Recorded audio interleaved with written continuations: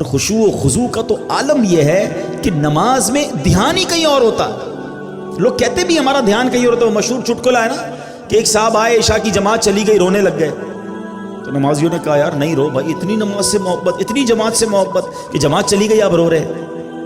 کہتے یار بات یہ نہیں ہے، مسئلہ یہ کہ روز دکان بند کر کے عشاء کی جماعت میں آتا تھا، امام صاحب 4 رکعت پڑھاتے تھے، میں پورا حساب ملا لیتا تھا۔ اب جماعت تو چلی گئی، اب حساب کب ملاؤں گا اور نماز کب پڑھوں گا؟ ایکچولی نماز کیا ہے؟ اللہ کی بارگاہ میں حاضری ہے۔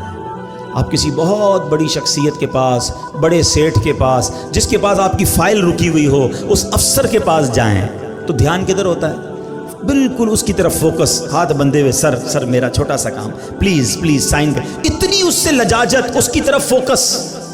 اور خدائے احکم الحاکمین کے دربار میں آنا ہے، دھیان کہیں اور ہے، سوچ کہیں اور ہے۔ خود سوچو، شرم آنی چاہیے۔ جس کا نماز میں دھیان کہیں اور ہوتا ہے، اس کو خود ہی اپنے آپ سے شرم آنی چاہیے، اور یہ شرم ہی، یہ گلٹی ہی تمہیں دھیان دلا دے گی، تمہیں خشوع دلا دے گی۔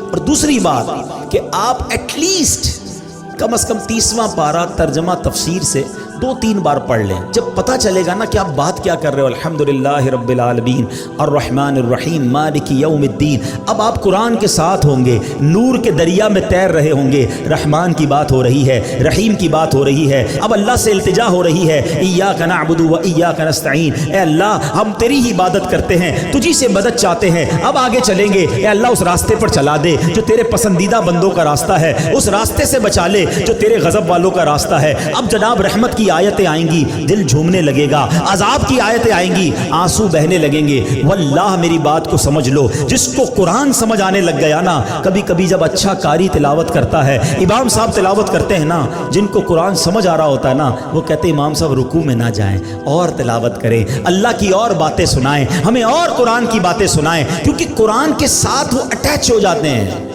لیکن جس کو انڈرسٹینڈنگ ہی نہیں ہے، اس کو کیا فائدہ ہوگا؟ پلیز قرآن سے ایسی دوستی کرو۔